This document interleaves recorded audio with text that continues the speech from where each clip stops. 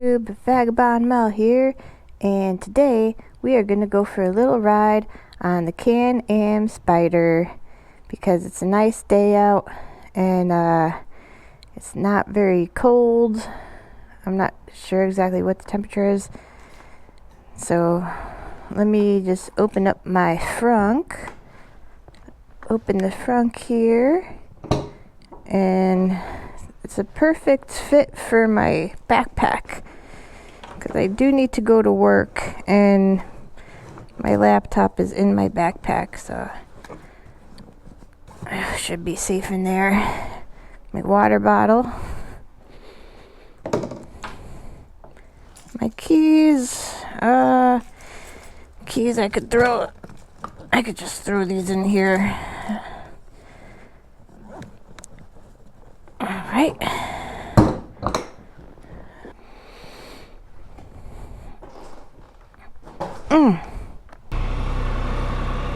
I believe today is October 25th, if I'm not mistaken. I really don't feel like going to work now that I'm out on my Spyder. I would really like to drive around.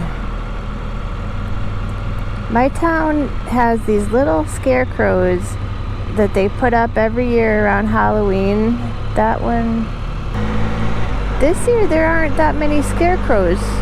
The local businesses, they're the ones who make the scarecrows, and they usually put them up either outside their business or they put it up outside the congregational church. And I don't think there's that many scarecrows this year. Normally they're like lined up and down the street, but I see a chair that's been there for a long time. And my dad wants me to stop by his house to pick up some chicken soup that he made. He makes some really good chicken soup. I don't know how he does it, so I definitely have to stop by.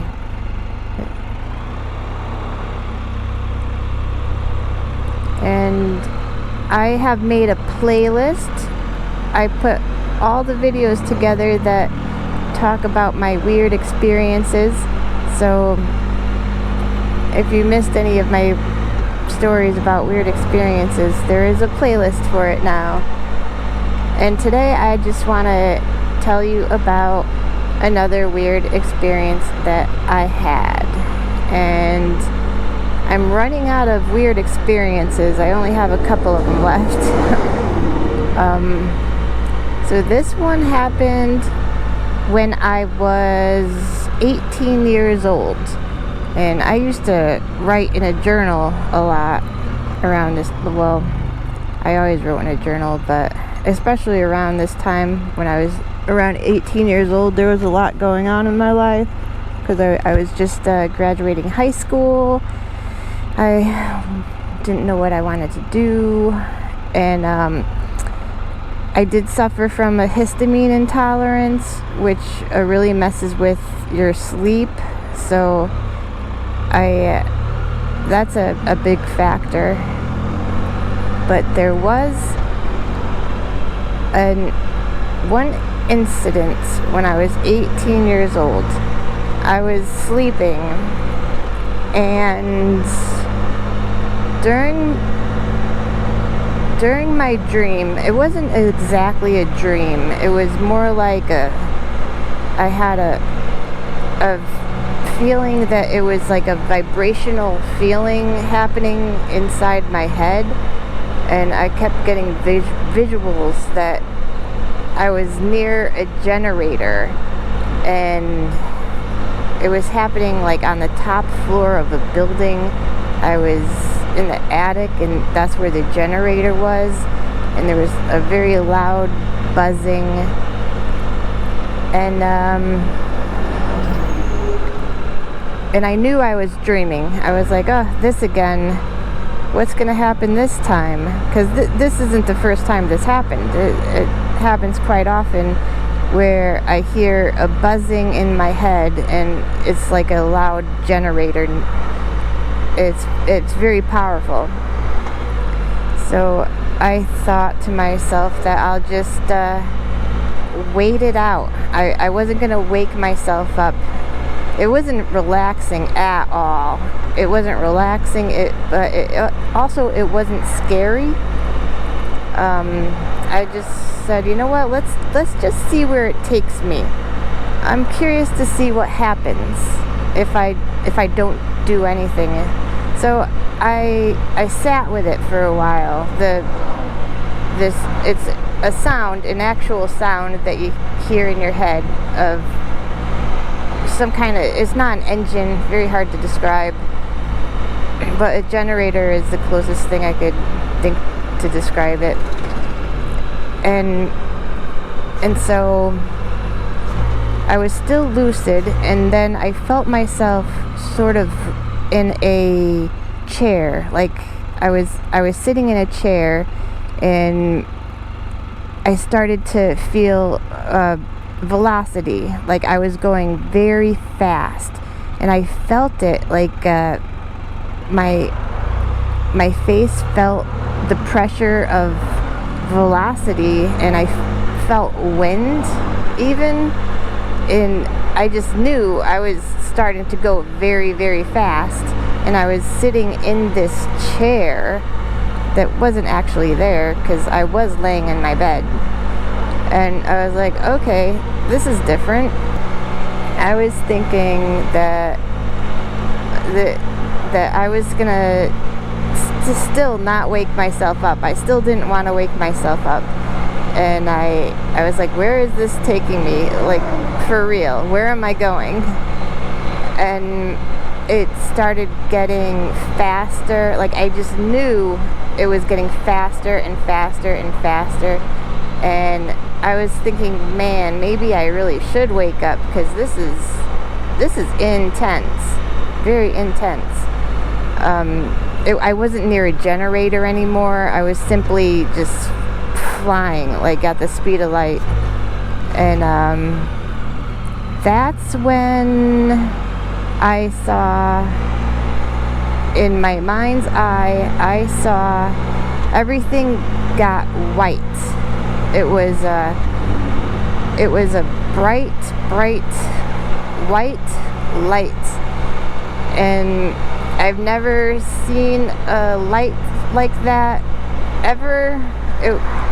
It was a lot like the Matrix, when Neo first wakes up in the Matrix and he's surrounded by a blank whiteness.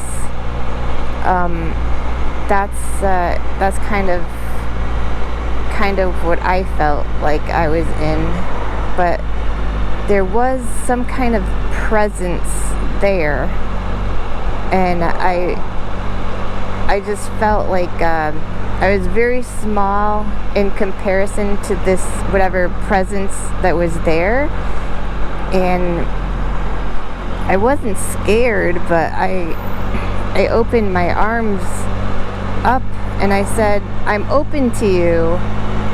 And that's when I was shot, like almost instantly, back into my body. And I sat up in bed and I was rubbing my eyes, and I was like, oh my god, that was a weird one. And I didn't know it at the time, but that wasn't even the weird part. That wasn't the weirdest part that happened. So while I was sitting up in bed, rubbing my eyes and just being like in awe of what just happened to me, I opened my eyes and I look at my hands that was just rubbing my face, and I don't see them. I don't see my hands. The hands that are in front of my face. And I'm moving them around, and the more I start moving them around, the more an outline of my hand, the shape of my hand, I started to see an outline, and I was like, oh my god. And that's when I had a panic attack, because that was the first time that happened to me, aside from when my grandma came to visit me. But I don't know why I didn't really have this freak out when I was 9 years old. I think maybe I was too young. but when this happened to me when I was 18 and I couldn't see my arms or my hands, I couldn't see them, so I thought I died and I was a ghost, and I did have like a major panic attack because I could hear my breath. I could hear my breath get really rapid and shallow, and I was like, oh my god, I'm dying. I could hear myself dying, and that's when I woke up for real. I finally woke up for real, and then I ran upstairs to my mom and told her what happened, because I always did that. Every time I have a weird experience, I go run and tell my mom, and she was always awake in the recliner at all hours of the night when she should be sleeping. I never understood that about her. She probably had the same thing that I had with the histamine intolerance. But so that is my story. I don't know exactly what happened to me with the white light. Ever since that happened to me, I haven't had another experience where I was surrounded by white light. That was the only experience that I had with that. And it could have been maybe I tried to figure it out, and I really don't know what that white light was. It could have been my soul, for all I know. Maybe I was just overcome with the power of my own soul, and that's the first time I came face to face with it. I don't know. I could have been God, but you know me. It's just hard for me to believe. I don't know. It was definitely an experience. What else could I say about it? So the thing with the hearing a generator in my head, and I literally felt vibrations, like vibrations that don't exist. They are not there, but I did feel vibrations, and I've read that whenever you feel vibrations while you're sleeping, it means that your spirit is about to depart from your body. Like you're about to go someplace. You're gonna astral travel, and you just have to get through these vibrations.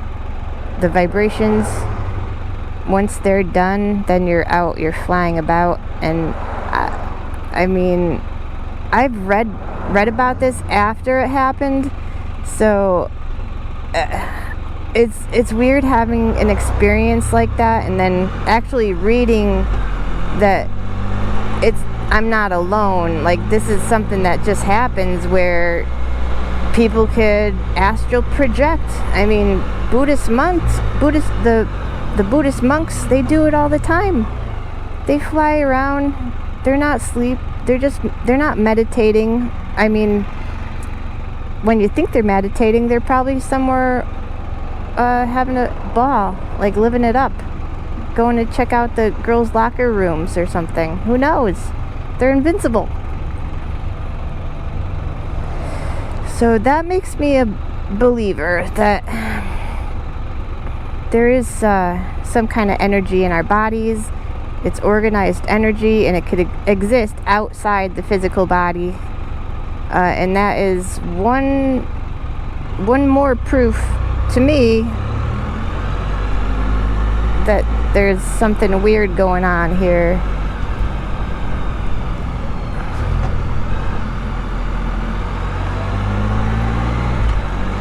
I'm so sleepy today. I went to bed way too late last night, and my brain's not really working today. I don't know. I'm so tired.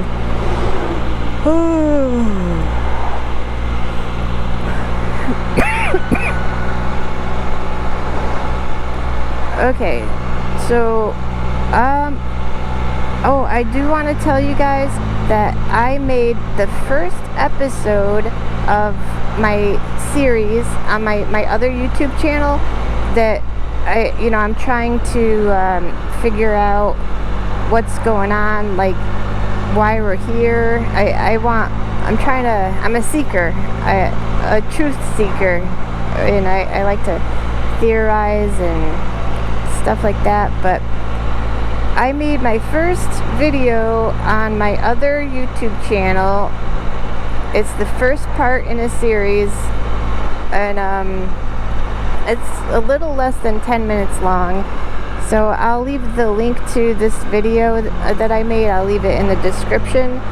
You could watch it or not. I think it's pretty interesting. I really do. It just, this first episode talks about energy. Like, what exactly is energy? And a lot of people don't realize this, but energy doesn't have any physical properties. It's just energy without anything to it. And I mean, that just, like, doesn't anybody think, well, how is that even possible? What is going on with that? Energy by itself is nothing. It's nothing, but it's still something. And I don't understand that. Energy by itself is nothing, but it is still something. So watch my first episode about energy. It's really interesting if you're into that sort of thing.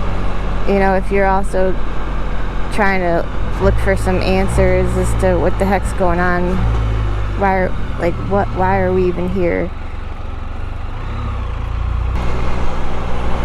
Beautiful day. So I'm just going to go to my dad's house. That's what I'm gonna do. Instead of going to work, I went to work yesterday. That's an old cemetery right there. That's real old. I should go check it out. Yeah, I'm gonna go check out the cemetery. My friend lives in this little roundabout. A very good friend for many years. And I'm gonna do a Yui. I used to come here as a kid, and they used to have a little park somewhere. I don't know what happened to it.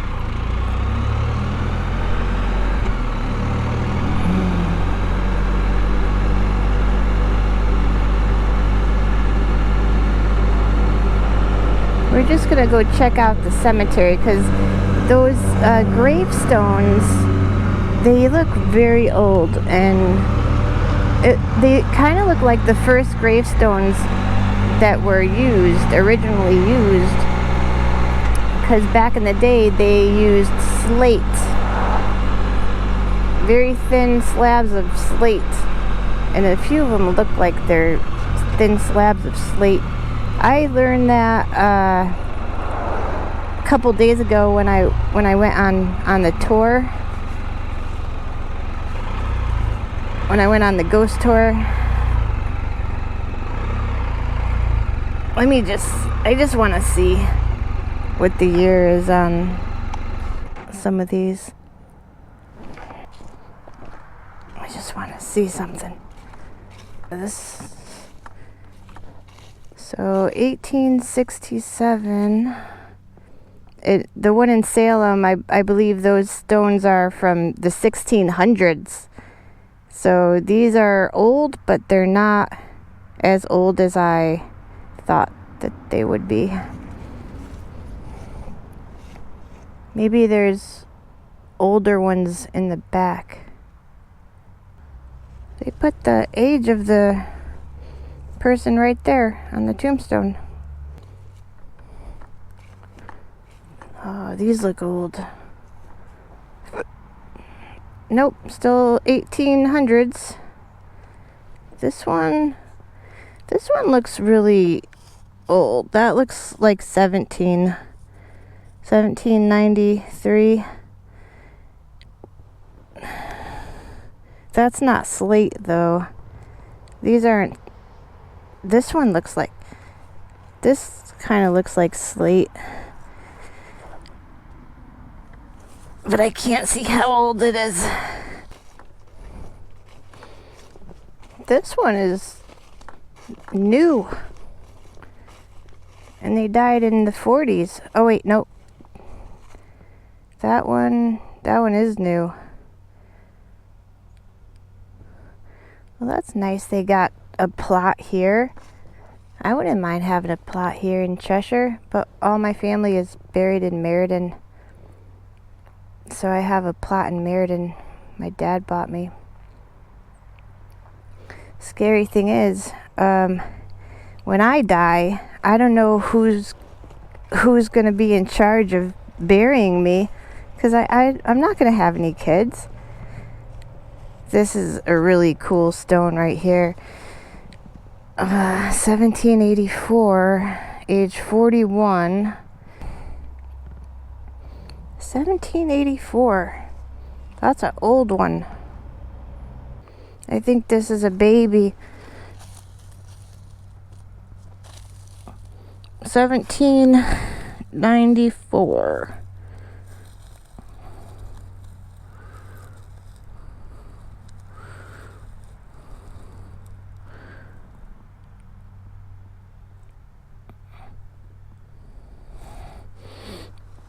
Yeah, that's a baby. This one's so old that if I touch it, it's probably gonna crumble. The date's all. It's 1765, I think. That's a very crumbly one.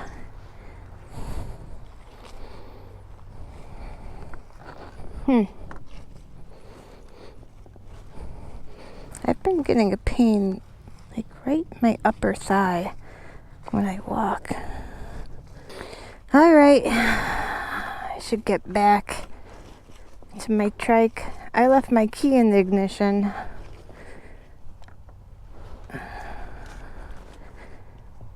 $18.53.20. Oh, that used to be over here.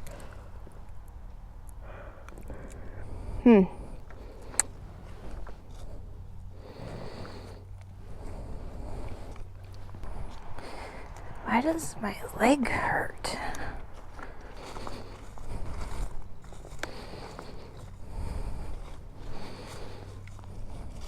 Oh,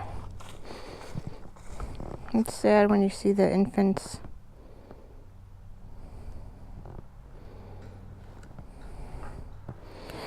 Life was tough back then. Life's tough now, but we got technology.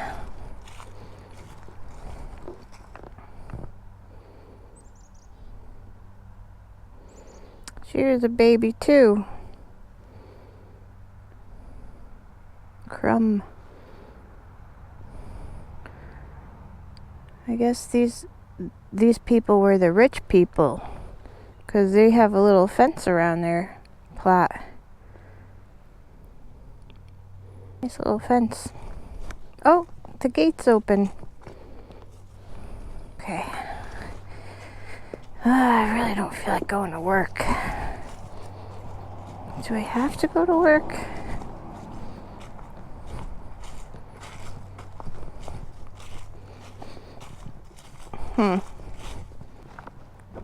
Okay. I notice sometimes when it's really beautiful out and I just want to look around and enjoy the scenery, that's kind of when I drive really slow.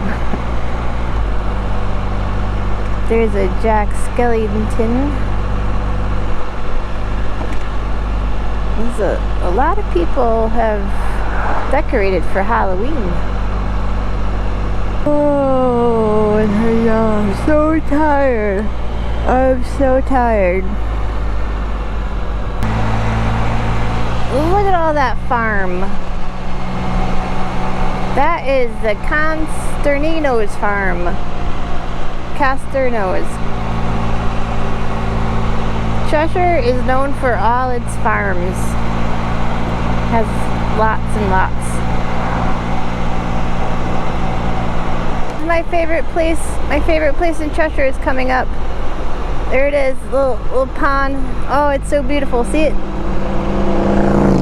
I love that area right there. It's so serene.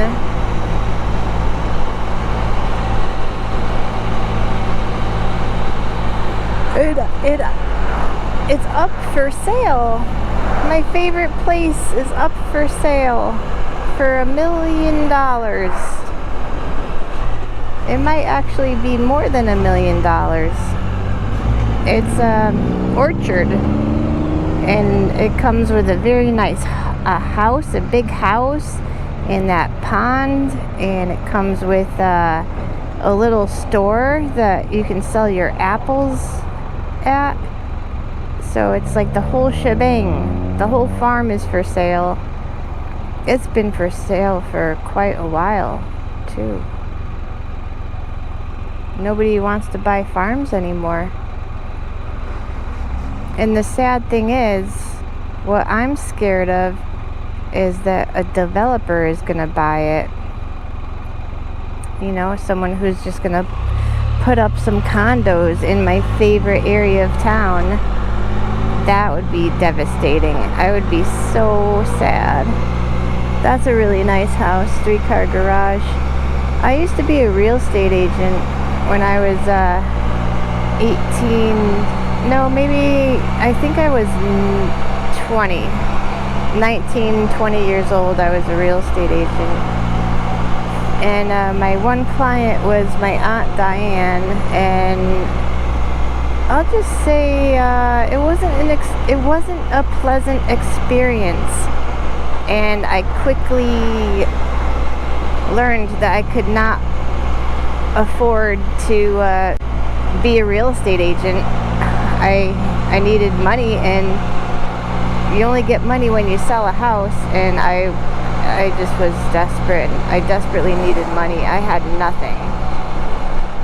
So it was a tough learning experience.